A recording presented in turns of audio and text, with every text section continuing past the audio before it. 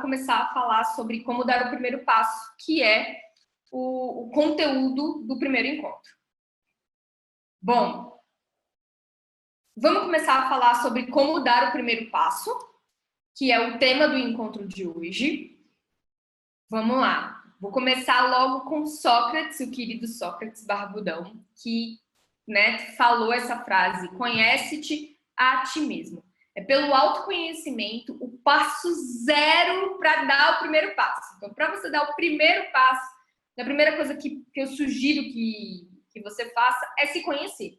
É autoconhecimento, como indica Sócrates. Para a gente se conhecer, a gente tem que fazer 3 coisas: ligar os pontos da nossa história, fazer as perguntas certas, ir atrás das respostas, obviamente, e estabelecer uma primeira mínima ação por aquele projeto. Bom, ligue os pontos. Tanto eu quanto Steve Jobs acreditamos que a resposta para o nosso autoconhecimento e principalmente para o nosso próximo passo está olhando para trás, na nossa história. Então, ele tem uma frase que ele deu em um discurso, um trecho aqui que ele falou em um discurso muito legal, falando assim: você não consegue ligar os pontos olhando para frente. Você só consegue ligá-los olhando para trás. Então, você tem que confiar que os pontos se ligarão algum dia no futuro. Você tem que confiar em algo, seu instinto, destino, vida, karma, o que for.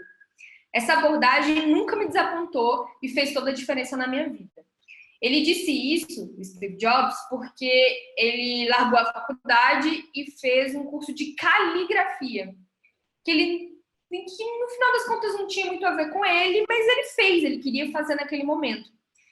E apesar de vocês acharem que, cara, não tem nada a ver ele fazer um curso de caligrafia, fez todo sentido na história dele. Então, ao olhar para trás, ele começa a ligar os pontos. Porque se ele não tivesse feito o curso de caligrafia, ele não teria feito os computadores mais bonitos do mundo, né? Ele não teria feito um computador com uma fonte mais agradável, bonita. Então, o que marcou a carreira do Steve Jobs, né?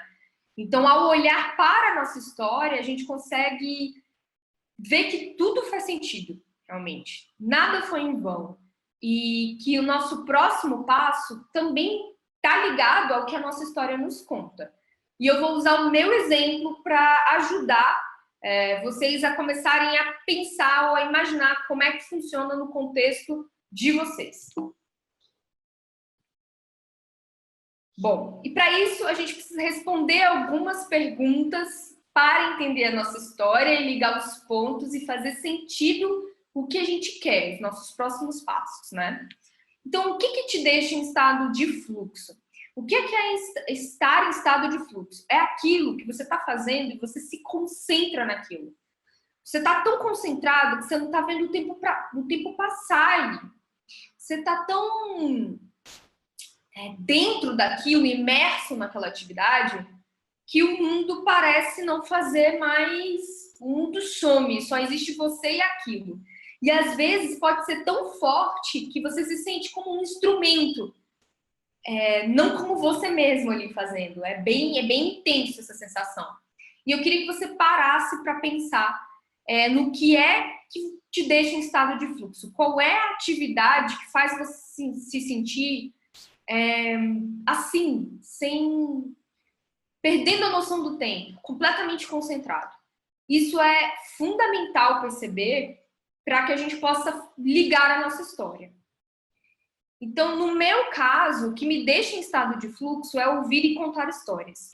Realmente, eu fico assim muito abismada, abobalhada. Acontece algo diferente em mim quando eu estou contando histórias emocionantes, histórias de pessoas que realizam, porque isso me faz me entender como ser humano. Então, eu sei que quando eu estou ouvindo e contando histórias, de alguma forma eu entro nesse estado de fluxo. A próxima pergunta é: quais são os pontos importantes da sua história? É hora da gente pegar um quadro, um papel, uma caneta e começar a refletir quais são os pontos na sua história que, cara, você estava concentrado ali, você estava em estado de fluxo. Quais foram as vezes importantes na minha história que eu estava em estado de fluxo. E aí eu também fiz esse exercício, que eu sugiro que você também faça. Um dos momentos mais marcantes que eu lembro de estar em estado de fluxo foi quando eu fiz o geonografia.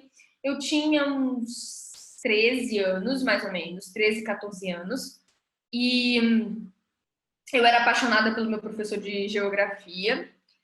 Ele era um fofo, enfim. E aí ele passou um trabalho para a gente falar sobre alguns estados brasileiros. E aí eu incentivei a turma para que a gente fizesse um jornal mural na sala de aula. E a gente fez esse jornal mural, foi muito bonito, foi muito legal, muito bem feito. Criamos uma inauguração desse jornal mural, pegamos tacinhas, brindamos, tacinhas de plástico, brindamos com refri, cortamos uma fita de inauguração. Então fizemos todo um ritual que foi muito marcante para mim ter participado desse geonografia nessa época, porque eu era muito ligada à escola, eu amava ir para a escola. Isso é um pouco raro, eu acho que na maioria das pessoas, não sei.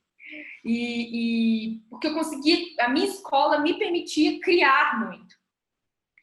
Então, esse foi um momento marcante, assim, de criação, de algo que eu poderia fazer, de algo que era muito legal fazer. Então, a geonografia, de alguma forma, nesse momento, estava em estado de fluxo. Um segundo momento que realmente eu estava imersa foi aqui quando eu fiz os festivais de arte da escola. Então, na minha escola, a gente tinha os festivais de arte, em que a gente tinha que escrever a partir de um determinado tema, peças de teatro, música, poesia, enfim, era uma competição entre turmas e eu me dedicava muito para esses eventos. Eu passava, assim, noites sem dormir, era um momento de criação muito forte. E então eu escrevia peças, decorava texto, escrevia poesia, eu estava completamente imersa. Então eu resolvi colocar isso no meu exercício também. Um terceiro momento que eu também entrei em estado de fluxo foi quando eu tinha meu grupo de teatro Carlitos, ainda adolescente, participava desse grupo de teatro. Eu tinha uma diretora muito, muito boa, assim, muito boa no que fazia mesmo. E eu estava com atores assim muito experientes e eu não era nada experiente, mas eu me esforçava tanto para dar o meu melhor ali no teatro que eu preciso colocar aqui no meu exercício como um dos pontos da minha vida que fazia sentido. Depois do grupo de teatro veio o Correio Brasiliense, em que é um momento importante. Eu já era jornalista, comecei como estagiária, depois fui repórter, e nos momentos do Correio Brasiliense, em que eu podia criar, era onde eu entrava em estado de fluxo. Não era escrevendo uma notinha, era quando o meu editor me permitia fazer coisas diferentes. E ainda bem que o meu editor permitia isso. Eu era da editoria de suplementos, escrevia sobre carros, veículos, informática e turismo. E eu tinha uma liberdade de criação dentro do jornal muito grande por conta dessa editoria. Então, eu estava em estado de fluxo quando eu podia criar com notícias, com histórias, com o cara da arte, com o cara da fotografia, enfim. Isso foi bem marcante na minha história. Um outro ponto importante que eu entrei em estado de fluxo foi com Delícia Pronta, que foi quando eu tive que criar uma loja de pratos prontos congelados com a minha mãe, que foi o Delícia Pronta, em que foi o primeiro momento que o empreendedorismo apareceu na minha vida. O empreendedorismo no sentido de fazer dinheiro, ter um negócio. Porque empreendedor significa aquele que realiza. Então, em todos os outros momentos, eu também estava empreendendo de alguma forma. Empreender não significa só montar um negócio. Mas nesse momento do Delícia Pronta, eu estava imersa e focada em fazer dinheiro e em ter um negócio. Então, foi quando o empreendedorismo, nesse aspecto, fez sentido na minha vida. Em seguida veio Vidas Contadas, que é um projeto de histórias, né? Um projeto de histórias incríveis de pessoas comuns, em vídeos curtos, já feito para a internet. Era um momento de conversar com as pessoas, editar os vídeos e passar para o mundo, em que até hoje, que eu faço Vidas Contadas, eu fico muito imersa, muito em estado de fluxo. Eu poderia fazer isso de madrugada, eu poderia fazer isso final de semana, e eu não me importo. É uma das características de estar em estado de fluxo. Assim, não tem tempo ruim, sabe? Você tem que fazer aquilo. Não necessariamente é o que você ama fazer, mas é o que você sente que deve fazer. Sente que é para aquilo que você nasceu. Tá? Depois do Vidas Contadas, eu fiz o Realize, que foi um outro grande ponto importante na minha história, que foi um curso intenso de 2 meses, voltado para jornalistas. Na época era voltado para jornalistas, em que eu poderia compartilhar com essas pessoas tudo o que eu sei sobre realização de projetos e negócios na internet. Foi um momento muito marcante. E, em seguida, eu passei para o meu próximo projeto, que foi o Agência de Mídias Sociais. Um projeto que começou em 2018 e que eu entendi que eu poderia ajudar empresas com as minhas habilidades de mídias sociais. Eu já fazia para os meus negócios. Por que eu não posso fazer para outras pessoas também? Ajudar a melhorar a economia do meu bairro, por exemplo, ajudando nas mídias sociais desses comércios. Então, surgiu a Agência de Mídias Sociais em 2018. E em 2019, o Clube de Realizadores, que tem, mais uma vez, a ideia de ajudar pessoas a colocarem projetos no ar, só que de uma forma mais próxima, mais aconchegante, mais firme, mais de compromisso mesmo. Então, esse exercício foi o meu exercício, mas a intenção é que você faça o seu. Quais momentos da sua história foram muito importantes? Quais momentos você estava em estado de fluxo?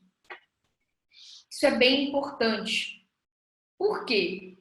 Porque aí a gente tem que partir para essa segunda, para essa próxima pergunta, né? Que é o que há de semelhante entre esses momentos importantes? O que eles têm em comum? O que esse gráfico aqui, esses eventos podem ter em comum? Quais temas eles estão encaixados? Que é uma pergunta que você também precisa se fazer, né? E aí eu tentei categorizar dentro de áreas cada um desses eventos. E eu fui me surpreendendo com esse resultado. Eu estava numa madrugada em casa, procurando um sentido para a vida, e fiz esse exercício da minha história e tentei agrupar essas atividades, esses eventos, em categorias, em áreas que pudessem me dizer alguma coisa. E foi justamente isso que aconteceu. Quando eu fiz o Geonografia, eu vi que eu estava muito envolvida com comunicação, com realização de coisas novas, com informação e com arte, porque não bastava ser informativo, tinha que ser bonito, tinha que ser cerimonial, né? Então, essas 4 áreas foi muito importante, se fez muito presente na época do Geonografia. Nos festivais de arte da escola também era comunicação, óbvio, era realização, era arte e era informação. Quando eu participei do grupo de teatro, também era comunicação, né? Óbvio, arte, era de alguma forma realização e informação. O Correio Brasiliense, obviamente, enquanto repórter, era muita comunicação, muita informação, mas também era realização, porque eu estava em estado de fluxo nos momentos em que eu criava coisas diferentes, em que eu realizava algo surpreendente para o meu leitor. E arte, porque eu estava também sempre envolvida num texto mais poético, de repente, numa associação com o pessoal da ilustração, da fotografia. Então, a arte também se fez presente ali. No Delícia Pronta, que foi quando eu comecei a enxergar o dinheiro muito forte na minha vida, ao Delícia Pronta eu trabalhei muita comunicação desse projeto, realização de algo novo, né? A gente queria sempre fazer algo diferente, atender as pessoas dessa forma, informação, arte e empreendedorismo. O Vidas Contadas, que é o projeto das histórias, obviamente é comunicação, obviamente é realização, informação, arte e empreendedorismo. Quando eu fiz o Realize, aconteceu isso também, comunicação, realização, informação e empreendedorismo. E nas agências de mídias sociais também. Então, comunicação, realização, óbvio, informação, empreendedorismo e, finalmente, clube de realizadores, comunicação, realização, informação e empreendedorismo. Então, eu acabei me dando conta de que todos os grandes aspectos, eventos da minha vida estavam ligados às mesmas categorias. E isso me dá uma informação super importante, que é o meu próximo passo, provavelmente, pelo meu histórico, vai ser algum outro novo projeto que vai me tirar da minha zona de conforto, mas que certamente estaria envolvido com comunicação, realização, informação, arte, empreendedorismo. E isso é uma leitura muito boa que esse exercício nos proporciona da nossa história. Aí a gente começa a ligar os pontos. Vamos ligar os pontos. Poxa, com 13 anos eu já estava fazendo um jornal na escola, o que fez todo sentido para ser jornalista do Correio Brasiliense. Mesmo que lá aos 13 anos eu não tinha a mínima ideia que queria fazer jornalismo. Já tinha pensado, mas não era algo definido, né? Então, poxa, os festivais de arte da escola tinham tudo a ver com o grupo de teatro Carlitos, e o fato de eu ter feito os festivais de arte e o grupo de teatro fez toda a diferença na hora de eu entrevistar pessoas no Correio Brasiliense, por exemplo. Toda a diferença na hora de eu fazer um vídeo para vender o Delícia Pronta. Toda e completa diferença na hora de tocar o projeto de histórias Vidas Contadas. As histórias estão, os eventos, os momentos estão muito ligados. E se a gente começar a perceber, o Vidas Contadas, para existir, eu precisava do conhecimento que eu tive com Delícia Pronta, que era de empreendedorismo, marketing.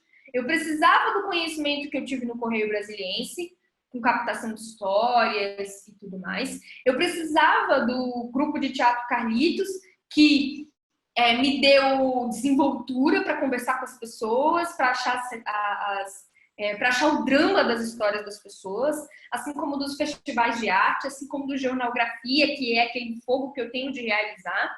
Então, todo o meu próximo passo é resultante dos eventos importantes da minha história. E aí, esse exercício que eu quero que você faça, né? É perceber que o seu próximo passo, o seu projeto de agora, ou o que você vai criar, ele é resultante, ou o ideal seria que ele fosse o resultante dos aprendizados que você teve com suas grandes experiências passadas, né? Então, isso faz muita diferença. Eu não conseguiria, por exemplo, ter uma agência de mídias sociais sem antes fazer o Realize e o Vidas Contadas e o Delícia Pronta, que eu trabalhei em mídias sociais com eles, sabe? Então fez todo sentido. E o clube de realizadores só faz sentido quando eu fiz a agência de mídias sociais, posso ensinar isso para as pessoas, fiz o Realize por 3 anos, e posso ensinar isso para as pessoas, e toda a minha bagagem desde a minha infância. Faz absolutamente sentido para eu criar o clube. Então, ligue os pontos que o Steve Jobs estava fazendo, estava sugerindo que a gente fizesse, é exatamente isso. E é o que eu te proponho a fazer também. Feito esse exercício, é importante a gente ver que a vida, né, como eu disse, pode te dar boas pistas para o seu próximo passo. Se você não sabe qual é o seu próximo passo, olha para a sua história, que ela vai te dar boas pistas do que você deve fazer. E ao perceber, né, esse exercício aqui, de que estou ligada a uma determinada área, um conjunto de áreas, eu me identifico com esse tipo de área: comunicação, realização, informação, arte e empreendedorismo. Mas qual é a essência disso tudo? Beleza, eu sei que eu tô aqui nessa área, nessa categoria, e que às vezes eu fico pensando, poxa, eu devia ter feito odontologia, eu acho que a vida seria mais fácil. Minhas amigas fizeram odontologia e elas estão em outro nível de preocupação e eu devia ter feito algo assim. Mas não, sabe? Esse pensamento está errado, porque toda a minha história, desde quando eu não pensava em profissão, estava me levando para comunicação, realização, informação, arte e empreendedorismo. Então, muitas vezes não é algo, muitas vezes não, é o que o Alisson Vale me falou e que me marcou muito. O nosso propósito não é o que a gente escolhe. Talvez se fosse o que eu escolhesse, eu poderia fazer odontologia, direito, sei lá, medicina, fisioterapia, mas não, a vida me levou, eu não tive escolha, assim, como se é o que eu devo fazer, sabe? A minha história diz que é o que eu devo fazer. Claro que tem sempre as situações em que a pessoa muda de área completamente. Mas quando isso acontece, geralmente na história dela também está sugerindo que ela vá para essa outra área. Né? No meu caso, como eu mostrei de exemplo, isso não aconteceu. Então eu sei que eu estou dentro dessa área aqui. Mas qual é a essência disso tudo?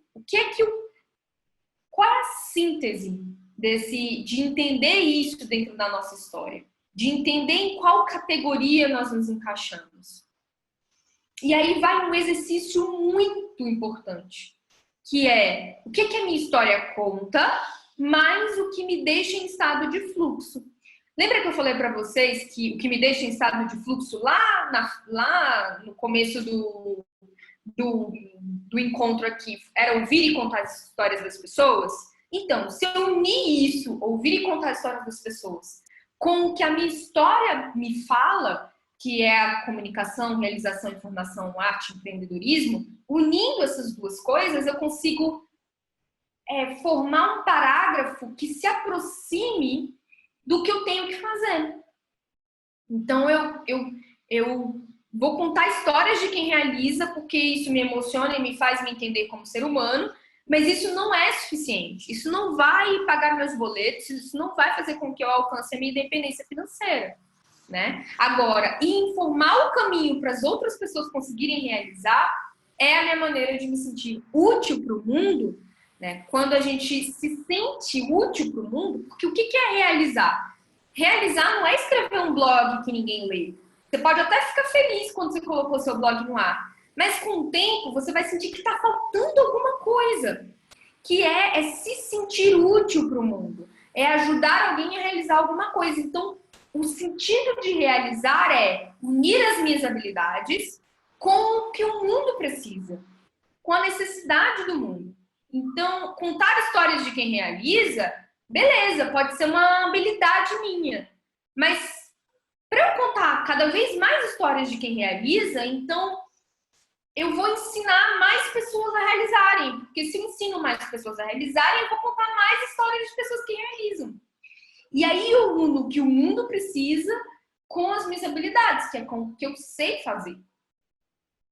E isso é um exercício muito legal, muito bacana de ser feito. Eu acredito que não dá para fazer do dia para a noite. Eu acho que você leva um tempo para digerir tudo isso, para pensar nisso, no que te deixa em estado de fluxo, no que a sua história te conta e como isso pode se unir. Mas não abandone esse, né? Porque não é algo que vai ser rápido de fazer, que você deve abandonar. Pelo contrário, é o exercício mais importante que você tem que fazer. Então, acho que vale muito a pena. Então, quando eu falo de essência, qual é a essência? É isso aqui, contar histórias de quem realiza, que me emociona e me deixa em estado de fluxo, e informar o caminho das pedras para pessoas que querem realizar. E essa é a minha forma de ser útil ao mundo. E é a que você deve encontrar também. Se eu estou cheia disso, eu tenho muito entusiasmo, eu tenho muita vontade de compartilhar, eu tenho muito fogo dentro de mim por pessoas que realizam, que empreendem. Como eu estou cheia disso, eu preciso transbordar isso para o mundo. A gente só transborda o que está cheio dentro da gente, né?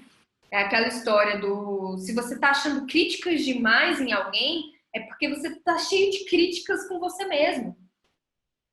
Se você tem muita dificuldade muita crítica com o seu próprio trabalho, provavelmente é porque você tem um comportamento de ser crítica com o trabalho alheio. Você transborda o que você está cheio. E então, se eu estou cheia de toda essa essência, como é que eu jogo isso para o mundo? Isso tem que ir para o mundo de alguma forma, transbordar, fazer alguma coisa que não fique só no meu coração, não fique só no meu pensamento.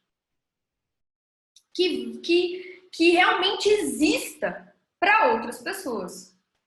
Então, no meu caso, eu transbordo isso para o mundo quando realizo ações em que comunico a mensagem de realização. Então, toda vez que eu disser para o mundo, eu comunicar para outras pessoas essa mensagem de realização, eu estou transbordando o que está cheio em mim. E aí vem a pergunta fatal, que é o pulo do gato. Como ajudar alguém com o que produzo? É aí que está o dinheiro, é aí que está o recurso que você precisa para continuar fazendo o que você veio para fazer.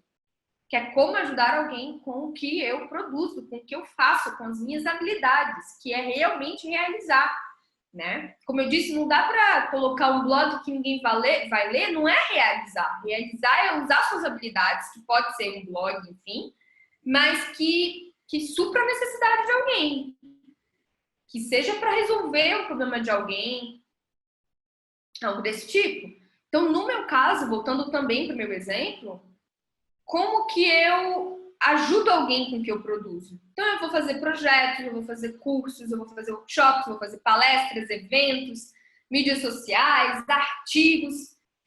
Tudo isso sobre realizar o que se quer na vida real. Por que na vida real? Porque não me importa o que está passando na sua cabeça. A sua ideia, por exemplo, não me importa, suas ideias não valem nada. Enquanto o seu projeto estiver só na sua cabeça, ele não existe. Eu vou projetar, eu vou criar tudo isso para ajudar as pessoas a realizarem, mas no mundo real. Não adianta ter um projeto só na sua cabeça. Ele precisa ir para o mundo. Ele precisa ir para o mundo por diversos formatos, mas ele precisa existir em números, em conceitos, em vezes que você fez alguma coisa. Você começou a fazer live, você começou a ter pessoas que leem o seu artigo, que interagem com mais pessoas que interagem com você sobre isso. Fazer um workshop ou um evento em que vá pessoas. Então, aí sim, você começa a realizar na vida real, de forma concreta. Ok? Então, eu preparei um checklist da investigação, da sua investigação dos próximos passos. O que te deixa em estado de fluxo, como isso está relacionado à sua história, qual é a essência disso, como transbordar isso para o mundo e como usar essa habilidade para ajudar alguém mais. Respondendo isso, você consegue se compreender um pouco mais. Eu acho que a gente nunca se compreende totalmente, porque estamos em uma constante transformação. Mas é um passo, são perguntas muito importantes para quem quer se entender e fazer um projeto que realmente se identifique, mas não só se identifique ou goste, mas que pague as contas. Ok? Então, além dessas perguntas do checklist de investigação, eu te proponho a fazer algumas outras perguntas. Isso de realizar, ou seja, como é que eu uno o que eu sei fazer com o que o mundo precisa? A gente está muito mimado, muito acostumado a pensar assim, eu gosto disso, eu vou fazer e o mundo que engula. Inconscientemente é assim, eu vou fazer porque eu amo. Então outras pessoas vão amar também. Não, não é isso. Não é o mundo que tem que se encaixar nos nossos gostos, nas nossas tarefas. É a gente que tem que se encaixar no mundo. É a gente que tem que olhar para o mundo, enxergar as brechas, os problemas, porque o mundo está cheio de problema para resolver, e falar, beleza, como é que eu, com as minhas habilidades, consigo diminuir esse problema? Consigo servir ao mundo. Não é o mundo que nos serve. Eu vou fazer e o mundo me sirva me dando audiência. Não. É como é que eu sirvo ao mundo. E essa mentalidade é fundamental. Próxima pergunta. Eu estou disposto a trabalhar por essa ideia? Porque se for uma disposição mais ou menos, meus queridos, nem comece. Porque os mornos serão vomitados, como diz as escrituras, né? É melhor você ser ruim do que você ser mais ou menos. Seja ótimo, tente ser ótimo, ou seja ruim, mas mais ou menos não convence ninguém, mais ou menos não vende nada, mais ou menos é ruim. Então, ou você tem garra para fazer isso dar certo, ou vai fazer outra coisa na sua vida. Mas para quem quer colocar um projeto no ar, para quem quer ter sucesso, para quem quer chegar lá, nossa, é uma subida de muitas dificuldades. E só quem tem garra e resiliência, quem está disposto a trabalhar duro, a tirar suor da testa por essa ideia, é que vai se destacar. Porque o mundo está muito competitivo. Se você não está disposto a trabalhar ferozmente pela ideia que você tem, esqueça, você vai ser um mais ou menos. Tá? Então, se pergunte, cara, essa é a minha ideia. Eu estou disposto a tirar suor da minha testa por ela? Outra pergunta, eu vou dedicar meu tempo para essa ideia? Eu estou disposta a trabalhar de madrugada? Ah, mas eu tenho filho, eu tenho isso, eu tenho aquilo. Sim, mas eu estou disposta a trabalhar de madrugada?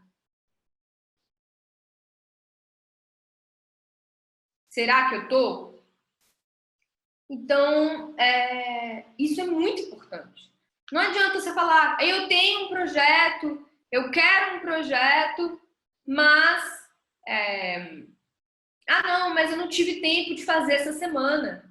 Então, você não está disposto a trabalhar por essa ideia o suficiente para ela dar certo. Quem quer vai arrumar um jeito, vai arrumar um tempo de fazer dar certo, vai se esforçar, vai tirar suor da testa. Isso envolve arrumar tempo para isso. Então, o passo 1, depois de todo esse exercício, depois de tentar responder essas perguntas, é estabelecer ações para a sua ideia. Então, eu quero que você estabeleça 3 mínimas ações que você pode fazer pelos próximos 3 dias. E eu peço desculpas porque essa frase está errada de concordância, né? Estabeleça as mínimas ações que são possíveis nos próximos 3 dias. E aqui está errado, aqui é possível, peço desculpas, perdão. Mas ainda continua, o exercício ainda está válido. Estabeleça as mínimas, pequenininhas, não são grandes, mas pequenas ações para os próximos dias, os próximos 3 dias. E isso é um dever de casa, isso tem que ser feito até o próximo encontro, ok? Dessas 3 atividades, ações que você estabelece para os próximos 3 dias, qual é a primeira delas? Esquece todas as outras, foca na primeira até realizar essa primeira. Você só vai pensar na segunda depois que realizar a primeira, e você só vai pensar na terceira depois que realizar a segunda. Porque senão a sua mente vai tentar te sabotar, pensando que você tem tanta coisa para fazer e te paralisa, não conseguindo fazer nada. Você já teve essa sensação? Você tem um monte de coisa para fazer e paralisar? Você não consegue fazer nada? Então, o segredo para desparalisar é estabelecer a primeira e pequena ação a ser feita e esquecer todo o resto. Então, esse é o exercício